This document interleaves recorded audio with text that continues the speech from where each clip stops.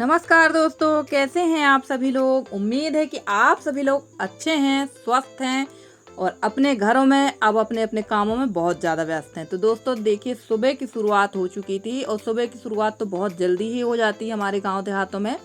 और गांव देहातों में क्या, शहरों में भी बहुत जल्दी सुबह की शुरुआत होती है, क्योंकि हमारे यहाँ गांव में तो गाय वगैरह भैंस वगैरह के काम रहते हैं और सुबह सुबह शहरों में सभी के बच्चे वगैरह स्कूल जाते हैं, सुबह की शिफ्ट रहती है तो उनके काम रहते हैं। वैसे हमारे यहाँ गांव देहातों में भी अब इंग्लिश मीडियम स्कूल खुल चुके हैं और सुबह से बच्चों का आना जाना भी शुरू हो जाता है। स्कूल आना जाना क्या, बच्चों के स्कूल जाना शुरू हो जाते हैं, तो सभी लोग सुबह से ये सारे काम में लग जाते हैं।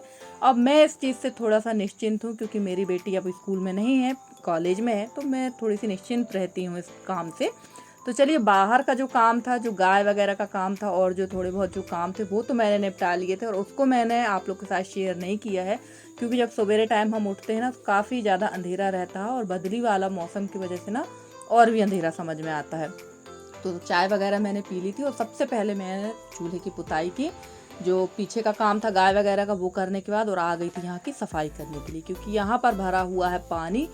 आपने देखा ही कि सामने पूरा पानी हमारे दरवाजे में ही भरा रहता है, तो इसको भी साफ करना जरूरी है। ये देखिए, क्योंकि इस पानी से आने लगती है बदबू और यहाँ पर है थोड़ा सा गड्ढा जैसे, तो ये पूरा पानी एकदम से बारिश का नहीं बह पाता है और ये पूरा यहाँ पानी रहने की वजह से कीचड़ भी होता है और बदबू भी आने लगती है, तो इसकी सफाई तो करना ही पड़ती है। और बारिश काफ़ी ज़्यादा हमारे यहाँ हुई है, पर अभी एक दो दिन से मौसम हमारे यहाँ का क्लीन है, जैसे अभी क्लीन था मौसम आज का। तो चलिए यहाँ की कर देते हैं सफाई, उसके बाद चलते हैं अंदर, क्योंकि अंदर मैंने लगा रखी है मशीन मट्ठा के लिए। और मेरे यहाँ वैसे हाथ वाली मशीन भी है, पर हाथ वाली मशीन से बहुत ज़्यादा ताकत लगती है, क्योंकि थोड़ा सा तो दही रहता नहीं है, लगभग 8-10 लीटर दही रहता है और इसको भाने में, मतलब इसको मथने में काफ़ी ज़्यादा टाइम लगता है। भाना हमारे यहाँ देहात में भाना ही कहते हैं। तो मेरी ताकत तो नहीं कि मैं हाथ वाली मथानी से इसको मथ लूँ, इसलिए मैं इलेक्ट्रिक मशीन का ही उपयोग करती हूँ। वैसे मैं बस नहीं, हमारे यहाँ अधिकतर सभी लोग इलेक्ट्रिक मशीन का ही अब उपयोग करने लगे हैं। और हाँ, वीडियो बनाने के लिए हम आपको दिखा भी सकते हैं हाथ वाली मथनी से मथ कर, पर बहुत ज़्यादा मेहनत भी लगती है और समय भी बहुत लगता है। तो इस वजह से यही मेरे लिए, मुझे तो यही सुटेबल लगता है, तो मैं इसी से मक्खन निकाल लेती हूँ। और अभी मक्खन थोड़ा सा कम निकल रहा है, जैसे ही ठंड आएगी तो मक्खन हमारा निकलने लगेगा ज़्यादा। और फ्रेंड्स, चाय पानी के बर्तन इतने सारे हो चुके थे यहाँ पर, इतने सारे, क्योंकि सुबह से ही लोगों का आना जाना शुरू हो गया था और सबसे ज़्यादा लोग आते तो मेरे हस्बैंड के पास में है, बट चाय पानी में सबसे ज़्यादा टाइम मेरा ही ख़राब होता है, क्योंकि बनाना तो मुझे ही पड़ेगा।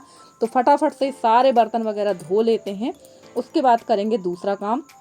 और ये जो टब हैं, इनको भी धुलना ही पड़ता है, क्योंकि यहाँ आप कितना भी साफ़ सुथरा करके रख देंगी ना, यहाँ पर मिट्टी, पानी गिरता है तो मिट्टी हो ही जाती है। और वैसे भी मैं इनको हर 8-10 दिन में, रोज़ की तो नहीं कह सकती कि मैं इनको रोज़ धोती हूँ, हर 8-10 दिन में मैं इनको धुल देती हूँ। और आज मुझे ना ये पानी वाले डिब्बे भी धुल के रखना है, क्योंकि ना लगातार इनमें पानी भरे रहने की वजह से इसमें अंदर काई लग गई है। तो 2 डिब्बे मैंने एक दिन पहले धो दिए थे और 2 आज धुल लेंगे। ऐसे करके धीरे धीरे सारे डिब्बे वगैरह धुल कर रख देंगे। और अब बस ये धुलना रखना, साफ़ करना वाला काम तो अब शुरू ही होगा। पर अभी मैं कोई किसी प्रकार के ज़्यादा डिब्बे वगैरह नहीं धुलूँगी, क्योंकि धोने का कोई मतलब भी नहीं है। हमारा घर है मिट्टी वाला, सभी को पता है। और इनको धो के रखेंगे भी कहाँ, जहाँ रखेंगे वहीं जब सफाई करेंगे और जब धूल वगैरह उड़ेगी ना, तो फिर से डबल से उतनी मेहनत करना पड़ जाएगी। इसलिए सिर्फ ये जो बाहरी यूज वाली चीज़ें ना, इनको भर जो लगभग हमेशा ही धुलते हैं, इनको भर धुल कर रखेंगे। इसके बाद बाकी के चीज़ें बाद में धुलेंगी।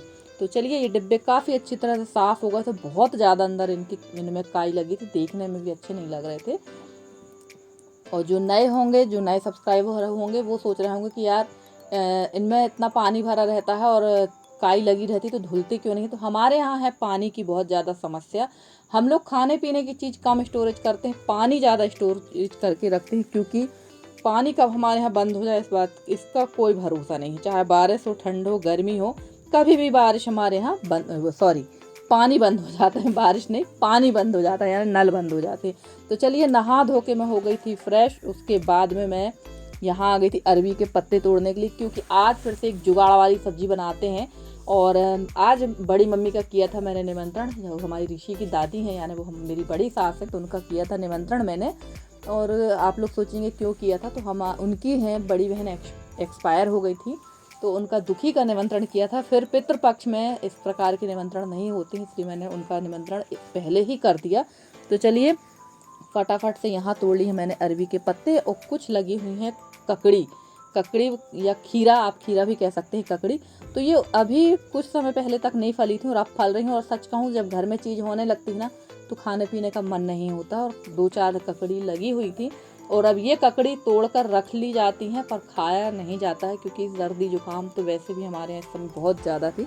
तो मैं ही खाऊंगी, और यशी के पापा तो बिल्कुल भी नहीं खा रहे हैं, तो वो रखी और पक जाती हैं।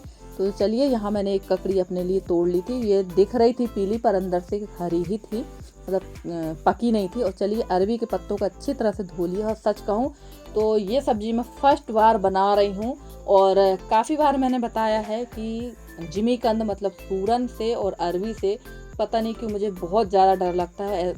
इनको काटने से या छीलने से ना खुजलाहट होती है, और वही हुआ मुझे, या हो सकता है मेरी एक साइकोलॉजी बन गई हो मेरे दिमाग में, जिसकी वजह से मुझे ऐसा लगता है। पर जिमीकंद काटने से तो सच में खुजलाहट होती है, ये बात तो बिल्कुल झूठी नहीं है। पर ये अरबी के पत्ते काटने के बाद ना हल्की सी खुजलाहट, ईचिंग मेरे हाथों में हो रही थी, पर जल्दी ही ठीक होगा। कहते हैं नारियल का तेल लगा लो तो ठीक हो जाता है। और बारीक बारीक मैंने काटे हैं अरबी के पत्ते। और चने की दाल को मैंने सुबह उठकर सबसे पहले धोकर और पीस लिया था। और ये मैंने दिखाया नहीं था आप लोगों को, क्योंकि काफ़ी सारी चीज़ें नहीं दिखाते। अब वो छोटी छोटी चीज़ें आप लोग को क्या दिखाएं। तो यहाँ चने की दाल को अगर आप मिक्सर में 2 घंटे 3 घंटे पहले पीस कर रख देना, तो इसको फेंटने की बिल्कुल ज़रूरत नहीं पड़ती। और चने की दाल में ही मैंने अदरक, लहसुन, हरी मिर्च डाल ली है, और थोड़ा सा खड़ा जीरा डाला, और उसमें डाल दिया है नमक। इसमें बिल्कुल भी तेल सोडा की आवश्यकता हम लोगों को नहीं पड़ेगी, क्योंकि दाल जो थी ना, पिसी वाली दाल जिसको पिट्ठी कहते हैं, ये इतनी अच्छी तरह से फूल चुकी थी ना कि देखिएगा पकौड़े बहुत बढ़िया बनेंगे। इसके जो बड़े बनेंगे ना, करारे बड़े, वो बहुत बढ़िया बनेंगे। और सच में ये सब्जी मैंने अभी फर्स्ट टाइम ट्राई की है, इसके पहले मैंने नहीं बनाई थी। ये जो बड़े बने थे ना, गजब के बने थे। तो मैंने चने दाल के साथ ट्राई किया था, और किसी दिन मैं उड़द दाल के साथ भी इसको बना के देखूंगी, क्योंकि मेरी बहुत सारी सिस्टर लोग जो हैं वो उड़द दाल के साथ भी बनाती है, तो ज़रूर बनाएंगे। और देखिए बिल्कुल छोटे छोटे से बॉल बना रही थी मैं, पर ये कढ़ाई में जाके बहुत बड़े हो रहे थे, एकदम फूल रहे थे, क्योंकि दाल जो थी, हमारी पिट्ठी जो थी, वो बहुत अच्छे से फूल गई थी। और ये सबसे अच्छा तरीका है, आप किसी भी चीज़ के बड़े बनाइए, चाहे उड़द के बड़े बनाइए, चने दाल के बड़े बनाइए, या फिर मूंग की मंगोड़े बनाइए। आप दाल को पीस के 1 से 1.5 घंटे पहले ही दाल को पीस के रख दीजिएगा। थोड़ी देर बाद आप देखेंगे ना, दाल एकदम ऊपर को उठी दिखेगी, तो समझ जाइए ये एकदम फूल गई, ज़्यादा फेंटने की ज़रूरत नहीं पड़ती है। और आप जब पकोड़े बनाएंगे ना या बड़े बनाएंगे तो एकदम रुई जैसे बनते हैं। तो मैं तो यही ट्रिक अपनाती हूँ। और यहाँ पर ये बन रहे थे, और लाइट भी काफ़ी गोल हो रही थी। और हमारी एक सिस्टर हैं, वो कह रही थी जब लाइट गोल होती है तो ऐसा लगता है सारे एमपी से ही लाइट गोल हो जाती। तो हाँ, कभी कभी दिक्कत करती है, पर बाकी जगह जैसे अपने यहाँ लाइट की प्रॉब्लम नहीं है। और हमारी एक प्यारी सी सिस्टर हैं, उनका नाम है श्रद्धा यादव जी। तो ये बोल रही थी कि दीदी मेरा मोबाइल ख़राब हो गया है, पर मैं आपका ब्लॉग जो है अपने हस्बैंड के मोबाइल से देखती हूँ। और आपका जो ब्लॉग है ना, मुझे अपने बच्चे के आने के पहले देखना पड़ता है, क्योंकि फिर वो मोबाइल ले लेता है, तो मैं ब्लॉग नहीं देख पाती हूँ। तो थैंक यू सो मच श्रद्धा बहन, कि आप हमें इतना स्नेह दे रही हैं, इतना प्यार करती हैं हमसे, जिसके लिए हम आपके बहुत बहुत आभारी हैं। और आप सभी बहनों से, जितने भी नए सब्सक्राइबर हैं और जितने मेरे व्यूवर्स हैं, सबसे मैं यही निवेदन करूंगी कि आप लोग ज़्यादा से ज़्यादा मेरे वीडियो को शेयर करिए और मेरे चैनल को सब्सक्राइब करिए, ताकि मैं भी थोड़ा सा आगे बढ़ सकूं, क्योंकि आप लोग के सहयोग से मैं यहाँ तक तो आ गई हूँ, और अगर आप लोग चाहेंगे तो मुझे और आगे तक ही ले जाएंगे। तो चलिए यहाँ पर मैंने डाल दिया था पेस्ट, प्याज, अदरक, लहसुन का सब्जी में डाल दिया था। और अदरक लहसुन का जो पेस्ट है थोड़ा सा कम किया था मैंने, क्योंकि जो मैंने बड़े बनाए हैं उसमें भी प्याज का नहीं, लहसुन और अदरक का पेस्ट डाला हुआ है। और ये डाल दिया था मैंने टमाटर, और इसके साथ ना थोड़ी सी दाल थी, जो चने की दाल हमने पीसी थी ना, वो भी इसी के साथ मैंने अच्छी तरह से पीस ली थी। और बस ऐसे ही जुगाड़ वाली सब्जी हम लोगों की चलती रहती। जब सब्जी नहीं रहती ना, तो इसी तरह के जुगाड़ कर करके काम चलाते रहना चाहिए। और जुगाड़ लगाने में तो हम लोग, हर हाउस वाइफ बहुत माहिर होती हैं भैया, जुगाड़ बहुत अच्छे से लगा लेते हैं। और डाल देते हैं मनपसंद मसाले, जो आपको पसंद है वो डाल दीजिए। तो मैंने इसमें डाले थे हल्दी, धनिया, मिर्ची, और मिर्ची भी कम डाली है मैंने। और गरम मसाला डाला है, थोड़ा सा चाट मसाला डाला है, और थोड़ा सा डाला है इसमें किचन किंग मसाला। और इसमें ये जो जिसके में मैंने बड़े बनाए थे यही पानी इसमें डाल देंगे ताकि हमारी जो ग्रेवी थोड़ा गाढ़ी हो।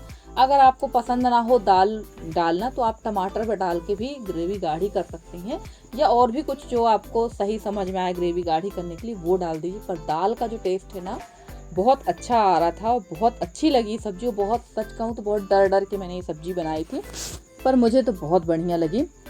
तो चलिए ये डाल दिए थे मैंने इसमें बड़े, और ज़्यादा देर हम नहीं उबालेंगे क्योंकि बड़े एकदम सॉफ्ट है और ज़्यादा देर उबालने से नहीं ये ख़राब हो जाते हैं। कई बार मेरे साथ इसी तरह का हुआ है।